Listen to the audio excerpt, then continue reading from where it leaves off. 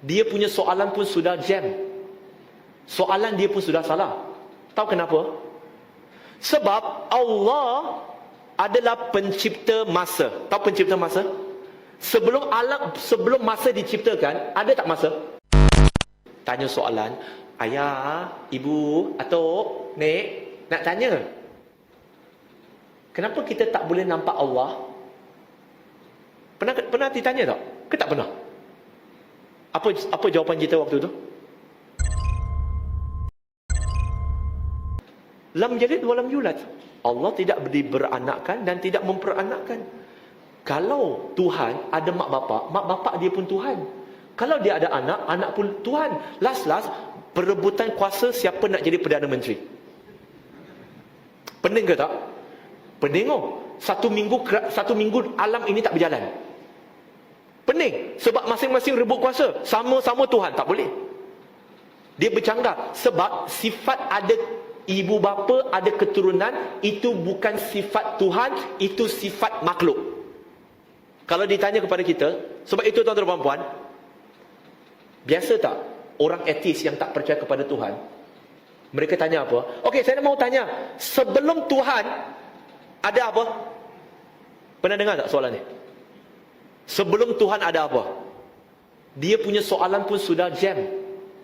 Soalan dia pun sudah salah. Tahu kenapa? Sebab Allah adalah pencipta masa. Tahu pencipta masa? Sebelum alam, sebelum masa diciptakan, ada tak masa? Ada ke tak ada? Tak ada. Dan bila kita kata sebelum itu adalah satu perkataan yang merujuk kepada suatu keadaan dalam terminologi masa, iaitu sebelum dan selepas merujuk kepada masa. Betul ke tidak? Kalau Tuhan yang mencipta masa, maksudnya sebelum masa diciptakan, mana ada sebelum untuk Tuhan, mana ada selepas untuk Tuhan. Masa tu milik Tuhan. Masa tu milik Tuhan. Boleh faham maksud saya tuan-tuan dan puan? Dia contohlah, kamu yang melahirkan diri kamu ke? Soalan ni logik tak?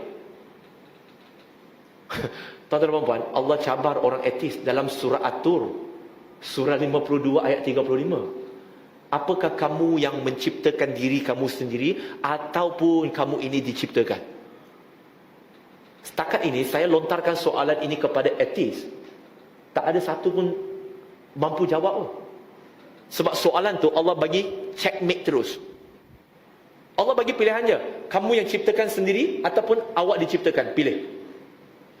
Kalau dia kata saya menciptakan diri, maksudnya awak mengandungkan diri dan awak melahirkan diri. Logik tak?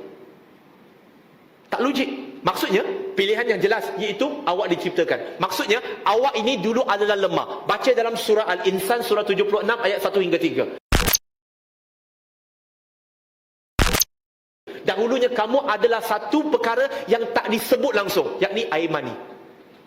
Sekarang dah jadi manusia, Allah dah kurniakan akal, sombong pula. Wahal dulu berenang je pun. Tapi sekarang dah jadi makhluk, Allah bagi intelek, tak sombong pula. Yang terakhir, walam yakul lahu kufuwan ahad. Tak ada apa yang sama dengan Allah Subhanahu Wa Taala. Tuan-tuan dan puan-puan di sini, pernah tak anak-anak ke cucu-cucu ke tanya soalan, ayah, ibu, atuk, nek, nak tanya, kenapa kita tak boleh nampak Allah?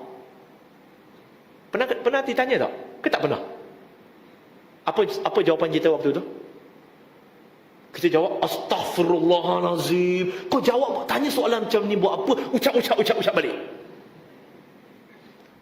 Tak, tuan-tuan dan puan-puan, Islam ni logikanya, sebab konsep pemahaman dalam Islam dia tak serabut, dia tak berfalsafah. Very straightforward. Nak soalan, nak jawapan, senang. Jam tangan ni saya pencipta. Contoh, saya pencipta jam tangan ini. Saya yang menciptakan jam tangan ini. Saya nampak tak jam tangan ni? Kenapa tak jawab saya? Boring betul lah. Terlalu asyik menuntun. Saya sebagai pencipta jam tangan ini, saya nampak tak jam tangan ni? Adik-adik dengar Kalau uncle punya jawapan tak bagus, adik bantah tau. Okey? Saya nampak jam tangan ni. Jam tangan ini nampak saya tak? Tak ada kamera. Jam tangan ni nampak saya tak? Kenapa jam tangan ni tak nampak saya? Jam. Tak, senang je. Saya pencipta jam tangan ini, saya boleh nampak jam tangan ini, dan hakikatnya jam tangan ini tak boleh nampak saya kerana saya tak menciptakan kemampuan untuk jam tangan ini melihat saya. Susah ke? Susah ke senang? Senang. Tuan-tuan dan puan-puan, contoh saya tanya, makan ikut mana? Makan guna apa? Pernah tak kita tanya, kenapa tak boleh makan guna telinga? Sebab jawapan dia pun senang, logikal, iaitu kerana Allah Subhanahu Wa Taala tak menciptakan telinga itu untuk disumbat makanan. Walaupun dia tetap ada lubang, nampak juga sini pun ada lubang, tetapi dia diciptakan untuk fungsi berbeza. Allah menciptakan kita sebagai manusia dan kita diciptakan tanpa ada fungsi dengan kemampuan untuk melihat Allah Subhanahu Wa Taala. Jangan kata melihat Allah. Kita kena cukup banyak bersyukur kepada Asy-Syakur, Allah yang Maha mensyukuri. Kita pun tak nampak benda yang halus. Saya bukan merujuk kepada hantu. Saya merujuk kepada benda halus. Tahu apa? Debu-debu dengan mikroorganisma. Tahu kenapa tak? Tuan-tuan dan puan, sekarang depan kita ada tak debu-debu dengan mikroorganisma? Nampak tak kita?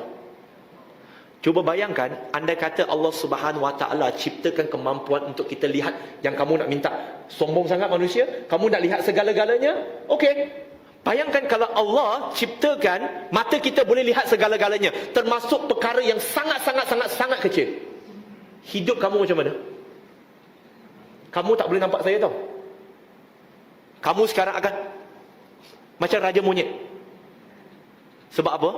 Walaupun kamu ada mata yang sihat boleh melihat, tetapi kamu tak boleh melihat walaupun 1 meter dekat depan, kerana mata kamu telah dikaburi oleh begitu banyak debu dengan mikroorganisma yang berterbangan. Dekat katil kita, tilam kita, ada apa? Hama kan? Ada ke tak ada? Nampak tak? Tak nampak.